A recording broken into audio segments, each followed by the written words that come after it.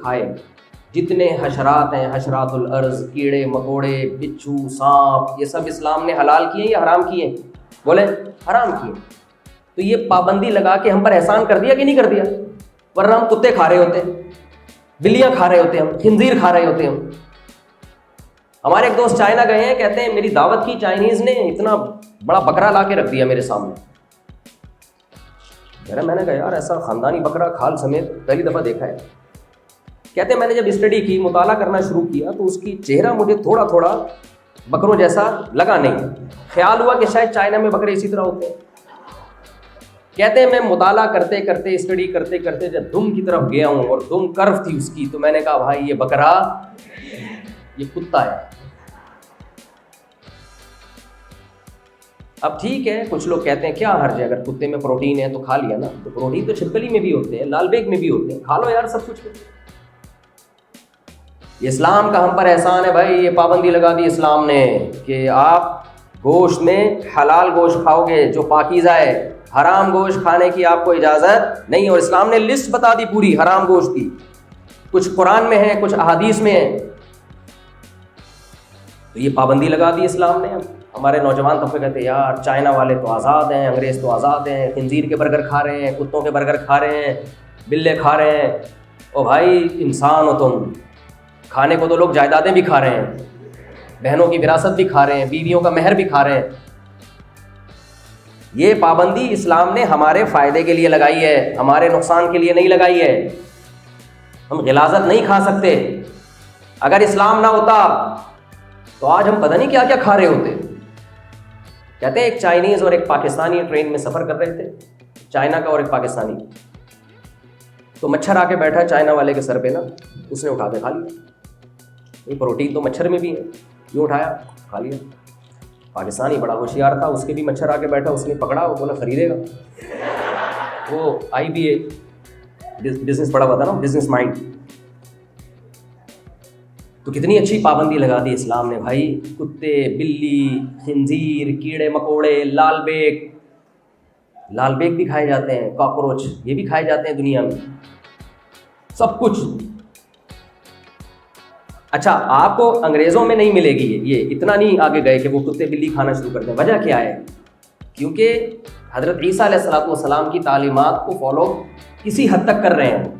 آپ کو جو مذاہب بھی آسمانی مذاہب سے دور نظر آئیں گے نا, ان میں خوراک گندی ہوتی چلی جائے گی. جتنا آسمانی مذاہب سے دور ہوں گے وہ اتنی خوراک خراب. بندر کے مغز, پہلے میں یقین نہیں کرتا تھا کہ بندر کا بھیجا بھی کوئی کھا سکتا ہے, لیکن یوٹیوب پہ ویڈیوز پڑی ہوئی ہیں, بندر کا مغز کھا رہے ہیں. تو یہ پابندی اسلام نے لگائی کہ آپ کی خوراک میں, گوشت میں اللہ نے ایک لسٹ بیان کر دی ہے کہ اس سے دائیں بائیں جانے کی آپ کو پرمیشن نہیں ہے. اب آپ بولو یار یہ کیسی اسلام نے پابندی لگا دی؟ بھائی بہت اچھا کیا, بہت اچھی پابندی لگا دی. ہمیں لال بیگ کھانے سے اللہ نے بولو بچا لیا. اچھا کیا, چنگا کتا سی جس کو پنجابی میں کہتے ہیں. فیصل آبادیوں کی جگتیں بڑی مشہور ہیں نا. کہتے ہیں اگر انڈیا اور فیصل آبادیوں کی جنگ ہوتی, فیصل آبادی محاذ پہ جاتے, انڈین فوجی آتی, انڈین فوج پوچھتی کیوں آئے ہو, لڑنے کے لیے آئے ہو, تو فیصل آبادی کیا جواب دیتے؟ اور کبڈی کھیلنے آئے ہیں یہاں پہ کیا؟ تو وہ فیصل آبادیوں کا مشہور ہے کہ ہر چیز کا الٹا جواب دیتے ہیں, اور لاہوری غلط راستہ بتاتے ہیں. کہتے ہیں ڈرون جو لاہور کے اوپر سے آئے ہیں نا, یہ نشانے پہ اس لیے نہیں لگے کہ لاہوری تو اپنوں کو سیدھا راستہ نہیں بتاتے, ڈرون کو کہاں سے سیدھا راستہ بتائیں. تو ایک پابندی اللہ نے لگائی, گوشت کی ایک فہرست ہے.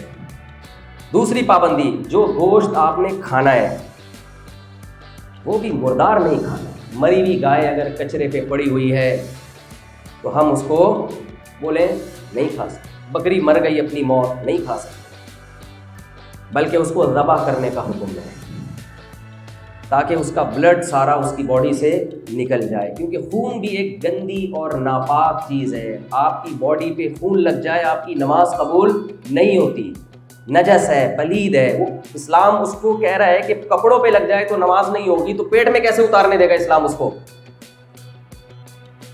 اب یہ پابندی اللہ نے لگا دی بھائی ذبح کر کے کھاؤ. اب نوجوان کہتے ہیں یار کیا اسلام نے پابندیاں. گورا تو جب ریسٹورنٹ میں گوشت آ جائے کھا لیتا ہے, مسلمان ایک مصیبت میں پڑ گیا.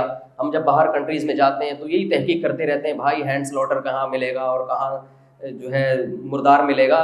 تو لوگ کہتے ہیں یار یہ مولویوں نے ہمیں چکر میں ڈال دیا ہے، مولویوں نے ہمیں مصیبت میں ڈال دیا ہے، اسلام نے ہمیں پرابلم میں ڈال دیا ہے۔ چکر میں ڈالنے پر ایک لطیفہ ہے، سناؤں گا وہاں بڑا زبردست، سنا دوں ابھی کبھی پارسل کر دیتے ہیں۔ وہ ایک آدمی تھا نابینا، وہ اس نے پہلے زمانے میں لوگ اونٹ میں سفر کرتے تھے نا، تو اونٹ پہ ایک شخص اپنی بیوی کو لے کے جا رہا تھا، تو اس نابینا نے کہا کہ بھائی میں نابینا ہوں، مجھے بھی دوسرے کنٹری لے جاؤ سفر پہ، لوگ بیٹھ، اس بیچارے نے ترس کھا کے اس کو بھی نابینا کو اپنے ساتھ آگے بٹھا لیا۔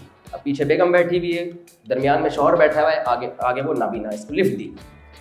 جب یہ دوسرے شہر پہنچے تو نابینا نے سوچا کہ یار دوسرے شہر والوں کو کیا پتا کہ کون کس کی بیوی ہے، تو اس کی بیوی پہ کیس ڈال دو کہ یہ میری ہے۔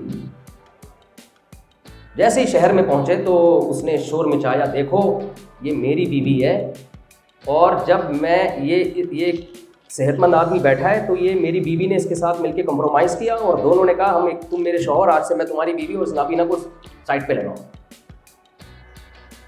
اب پھڈا شروع، سمجھ میں نہیں آ رہا بھائی کس کی بیوی ہے، تو یہ نابینا بیٹھا ہوا کہہ رہا ہے بیوی ملے نہ ملے چکر میں تو ڈال دیا، چکر میں تو ڈال دیا نا۔ تو یہ جو چکر ہے نا، چکر میں آنا، اس سے لوگ نکلنا چاہتے ہیں۔ اب آپ یورپ جاتے ہو، امریکہ جاتے ہو، جاپان جاتے ہو، جاپان میں تو، امریکہ میں تو کم از کم آپ خوراک میں جو چیزیں لکھی ہوئی ہوتی ہیں اس کے نام پڑھ سکتے ہو، جاپان میں تو king pong king pong king pong لکھا ہوا ہوتا ہے، پتہ ہی نہیں چل رہا ہوتا یار کہ حلال ہے حرام ہے کیا ہے بھائی۔